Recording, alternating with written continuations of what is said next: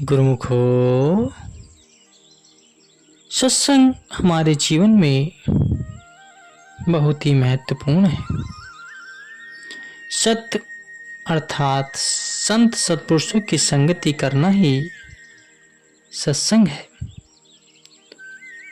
उनसे ही सत्य वस्तु की प्राप्ति होती है एवं मन पर शुभ विचारों का रंग चढ़ता है। सत्य का संग पाकर मनुष्य नीच से ऊंच, दुराचारी से सदाचारी तथा संसारी से भक्त बन जाता है। श्रद्धा एवं विश्वास को धारण करके सत्संग करने से किस किस का सुधार नहीं हुआ। कैसे कैसे दुर्जन भी सत्संग पाकर भद्र तथा पवित्र बन गए। सत्संग वह तीर्थ है जो मन के संपूर्ण मालिन्य तथा अपपावनता को धोकर उसे पावन बना देने वाला है। यह केवल तीर्थ ही नहीं अपितु महातीर्थ है और इस महातीर्थ का स्नान भाग्यशाली जीवों को ही प्राप्त होता है।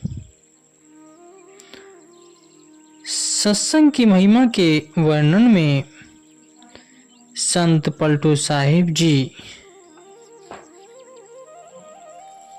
कहते हैं कि चंदन की संगति करने से सर्प को भी शीतलता प्राप्त होती है।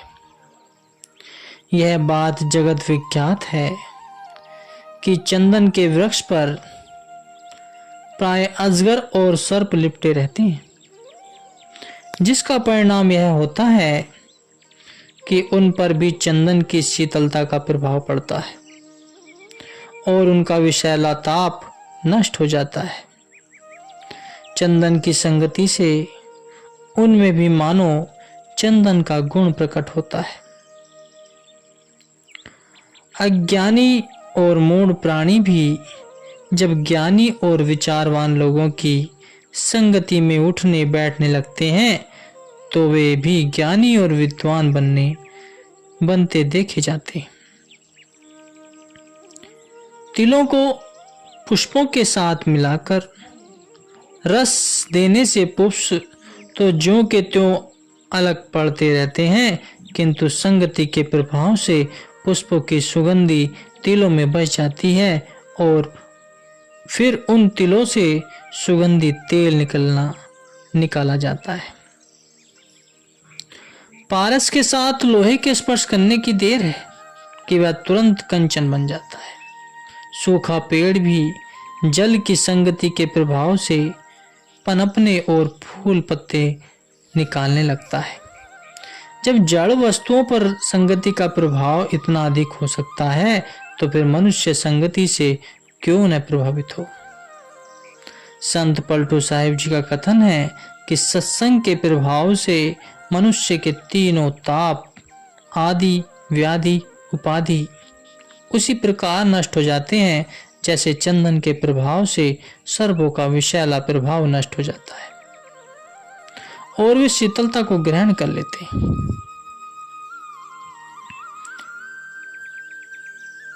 शुभ अथवा अशुभ का संग वस्तुतः महत्वपूर्ण है, क्योंकि शुभ संगति में आने जाने से शुभ विचार प्राप्त होते हैं तथा शुभ विचारों से शुभ कर्मों की प्रेरणा मिलती है। शुभ कर्मों के प्रभाव से जीवन शुद्ध एवं पवित्र बनता है। यही कारण है कि प्रत्येक विचारवान पुरुष शुभ संगति को पसंद करता है तथा अन्यों को भी अच्छी संगति में उठने बैठने का परामर्श देता है। इसमें संदेह नहीं कि युग धारा का प्रभाव प्रत्येक व्यक्ति पर पड़ता है। जिस प्रकार सोने को खंड खंड करने पर भी उसके टुकड़ों के मूल्य में कोई फर्क नहीं पड़ता, वैसे ही सज्जनों का दर्जनों में जाकर भी सम्मान किसी अंश में कम नहीं होता। विधि वंश सुजन कुसंगति पर ही फणी मणि सम निज गुण अनुसर ही। सज्जन देव योग से कहीं दर्जनों की संगति में पड़ जावें तो वे वहां भी उनका प्रभाव इस प्रकार ग्रहण नहीं करते जैसे मणि सांप के मुख में रहने पर भी उसके विष को ग्रहण नहीं करती, परंतु उसे प्रकाश करने का अपना गुण बराबर देती रहती है। भले पुरुषों की पहचान यही है कि जो रहीम उत्तम प्रकृति का करही सकल कुसंग, चंदन विष व्याप्त नहीं लिपटे रहत भुजंग। कवि रहीमदास जी अपनी वाणी में कथन करते हैं कि चंदन का वृक्ष सर्पों के लिपटे रहने पर भी विषैला नहीं होता, इसी प्रकार सज्जनों पर भी कुसंगति का प्रभाव नहीं पड़ता। जीव साधारणतः जगत में संसारी पुरुष की संगति में रहते हैं।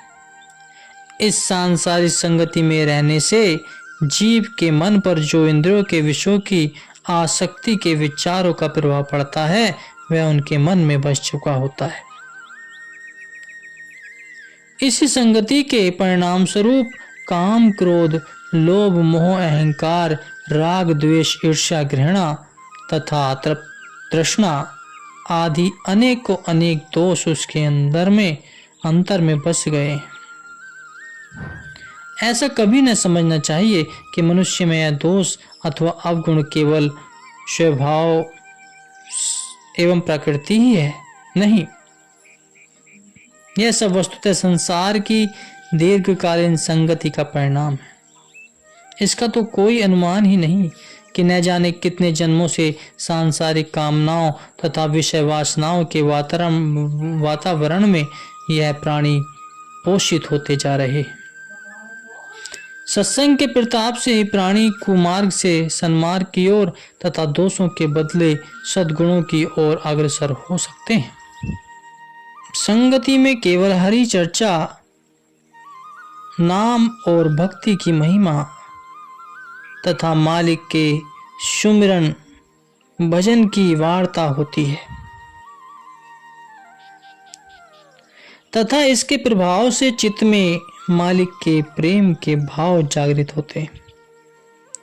सत्संग उसी को कहते हैं जहां अन्याय, सांसारिक तथा शरीर इंद्रियां संबंधी बातें न, अपितु जहां प्रेम, भक्ति एवं परमार्थ की ही वार्ता हो। संसारी लोगों की संगति में यदि हम जाकर बैठें तो वहां सांसारिक धंधों की, शारीरिक भोग विलास की तथा इंद्रियों के विषयों की बातें सुनने में आएंगी। यह तो समझा ही जा सकता है कि इनका मन पर क्या प्रभाव पड़ेगा।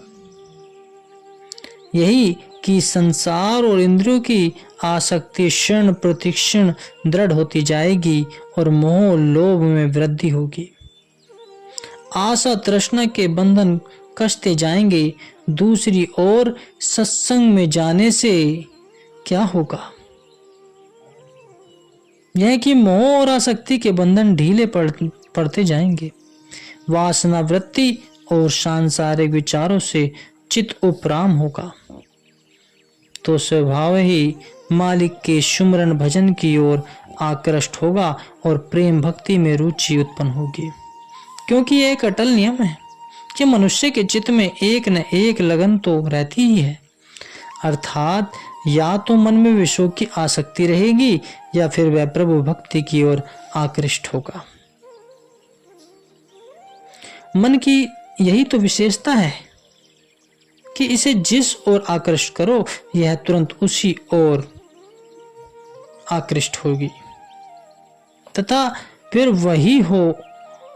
वही का हो जाएगा। संतों ने इसे निर्मल जल के समान कहा है। जैसे निर्मल जल में जो भी रंग डाला जाए वह तुरंत उसे ग्रहण कर लेता है। इसी प्रकार मन पर भी जो रंग चढ़ाना चाहो वही उस पर चढ़ जाएगा। चाहो तो इस मन को भक्ति व प्रेम के रंग में डुबो लो, तथा यदि चाहो तो इस पर विषय विकारों का ही रंग चढ़ा लो। यह सब अपने अधिकार में है। इसी नियमानुसार जब मन पर सत्संग का प्रभाव पड़ेगा तो भक्ति प्रेम का रंग चढ़ना अनिवार्य है। इसके साथ ही विषय विकारों की आसक्ति नष्ट होगी और मन में शुद्धि तथा निर्मलता आती जाएगी। दुख क्लेश चिंता आदि के उत्पादक विचारों के बदले सुख शांति और आनंद को जन्म देने वाले विचार चित्त में स्थान बनाते जाएंगे। सत्य की संगति करने का अभिप्राय यही है कि मन के विकारों का नाश हो और मालिक का प्रेम उत्पन्न हो, क्योंकि सत्संग में नाम भक्ति और प्रभु प्रेम के अतिरिक्त अन्य बात ही नहीं होती। विचारवान मालिक की भक्ति से गुमराह लोगों की संगति कदापि नहीं करते, इसलिए कि कहीं अपना मन भी वैसा न हो जाए। विषय विकारों में फंसे हुए लोगों की संगति से मन में विषयों की आसक्ति पैदा होगी और मालिक के प्यारे भक्तों तथा वैराग्यवान सत्पुरुषों एवं महान पुरुषों की संगति से मन में वैराग्य व प्रेम उत्पन्न होगा। महापुरुषों की एक ही पवित्र दृष्टि से जीव कुछ न कुछ बन जाता है, भाव बंधन से छूट जाता है और निहाल हो जाता है। एक बार की बात है, एक बार एक महात्मा जी कहीं जा रहे थे। मार्ग में जोरों की बरसात आने लगी। वर्षा से बचने के लिए वे एक मकान के छज्जे के नीचे रुक गए।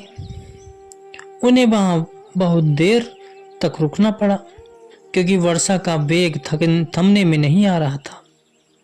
संयोगवश वह मकान किसी गणिका का था जो राज्य नतर की थी।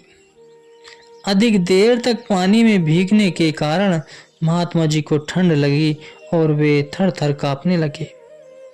मारे सर्दी के उनके दांत तक बज उठे। उसने जब देखा कि कोई महात्मा जी सर्दी से थरथराते उनके मकान के छज्जे के नीचे खड़े हैं, तो वह अपनी बांदी को भेजकर उन्हें भीतर बुलवा लिया। वे बांदी के साथ भीतर चले गए। महात्मा जी के दर्शन करते ही उसके पूर्व जन्म के शुभ संस्कार जाग उठे। उसने प्रथम पहनने के लिए महात्मा जी को सूखे वस्त्र दिए। पुनः अत्यंत श्रद्धा के से उनके लिए स्वयं भोजन तैयार किया। इधर महात्मा जी ने आवास के रंग ढंग को देखकर बांदी से पूछा कि यह एक गणिका का गृह है। महात्मा जी ने वहां रात्रि भर ठहरना उचित न समझा और चलने को उद्यत किया। इतने में भोजन परोस कर ले आई और महात्मा जी को खाने के लिए अनुरोध किया। महात्मा जी ने कहा कि हमें मालूम था कि यह एक गणिका का घर है। यदि हमें पहले पता होता तो हम यहाँ कदापि न आते। अब भी हम न भोजन ग्रहण करेंगे और न ही यहाँ ठहरेंगे। हमें अभी यहाँ से जाना है। गणिका के मन से दर्शन मात्र से कलुषता का कुछ आवरण तो पहले ही हट चुका था और अब उसने महात्मा जी के चरणों में सिर रखकर पश्चाताप के आंसू बहाकर सारे मालिन्य को धो डाला। उसने रो रो कर विनय की कि महात्मन, क्या गंगा में गंदी नाली मिलकर पवित्र नहीं हो जाती? क्या गंगा उनको अपने में मिलने नहीं देती? संत जन तो गंगा के समान निर्मल होते हैं और हम जैसे पापियों का उद्धार करने हेतु ही अवतरित होते हैं। तो आप इस ग्रह को पवित्र कर क्या इस तुच्छ जीव को पवित्र बनाने की कृपा न करेंगे? महात्मा जी ने उत्तर दिया कि जब गंदी नालियां गंगा जी में मिल जाती हैं तो वह अपने पहले रूप को खो देती है, तभी निर्मल गंगा कहलाने की अधिकारिणी बनती है। यदि तुम भी हमारे सदुपदेशों से इस निग्न कर्म को त्याग कर अपने जीवन को पवित्र बनाओ तो हम यहाँ ठहर सकते हैं। उसके पूर्व संस्कार तथा वर्तमान में महात्मा जी के प्रवचनों से पहले के विचार बदलकर भक्ति के विचार बन गए। उसके अत्यंत आग्रह तथा श्रद्धा के जागृत होने पर महात्मा जी ने भोजन किया। उसके बाद कुछ समय सत्संग वृष्टि कर उन्होंने विश्राम किया और प्रातः होते ही वहां से चल दिए। सत्संग श्रवण करने के उपरांत शेष रात्रि उसको नींद न आई। वह अपने बीते समय पर पश्चाताप कालुष्य को धोती रही। महात्मा जी के सत्संग ने उसके संपूर्ण जीवन को बदल दिया। सवेरा हुआ, राज दरबार से उसके लिए निमंत्रण आया तो वह अपना सब श्रृंगार आदि उतारकर साधारण वस्त्र पहनकर घर से बाहर खड़ी थी। उसने राज दरबारियों से कहा, अन्नदाता से जाकर कह दीजिए कि अब मैं उनके राजमहल की दासी नहीं हूं। अब मैंने पहले वाला व्यवसाय छोड़ दिया है। अब मुझ पर संतों की कृपा हो गई है। मैं अपने जीवन का शेष समय मालिक की भजन बंदगी में व्यतीत करूंगी। उसके बाद उसने सारा जीवन मालिक की भजन बंदगी में व्यतीत किया। संतों महापुरुषों की घड़ी पल की संगति भी जीव को क्या से क्या बना देती है, पापी से पुण्यात्मा बना देती है। इससे बढ़कर महानता का और क्या प्रमाण हो सकता है। आरंभ में तो जीवात्मा निर्मल जल की भांति होती है। उस पर जिस संगति का प्रभाव डाला जाए वह वही रूप बना जाती है। संगति का महान प्रभाव होता है। इसलिए महापुरुषों ने जीव को बार बार कुसंगति से बचने के लिए और अच्छी संगति ग्रहण करने पर जोर दिया है। संगति का कोई साधारण प्रभाव नहीं है, थोड़ा बहुत नफा नुकसान नहीं है, बड़े भारी हानि नुकसान का प्रश्न है कि जहां जीव ने अपने आप को कुसंगति में डाला उसी प्रकार के कर्म करके अपना जीवन बना लिया, जिसके परिणाम स्वरूप जीव 84 लाख योनियों का शिकार हो गया और जन्म जन्मांतरों के लिए अपने आप को दुखों क्लेशों में डाल दिया। इसके विपरीत अगर जीव को सुसंगति का अवसर मिल गया और उसने अपने जीवन का मालिक की भजन भक्ति प्रेम और सच्ची सेवा में लगा दिया तो उसका परिणाम भी सबको विदित होगा कि ऐसे मनुष्य जो सत्संग में रह करके सदाचारी, भक्तिवान और मालिक के सच्चे प्रेमी बन जाते हैं, वे केवल अपना जीवन ही सुखमय और आनंद में नहीं बना लेते बल्कि अपनी संगति में आने वाले हजारों लाखों को भी सच्चा सुख और आनंद प्रदान करते हैं। इसलिए ही महापुरुषों ने कुसंगति से बचने के लिए और सुसंगति को ग्रहण करने के लिए वचन फरमाए हैं कि कबीर संगत साध की जो कि भूसी खाए, खीर खान भोजन मिले, साकट संग न जाए। अर्थात कुसंगति का इतना भयंकर दुष्परिणाम होता है।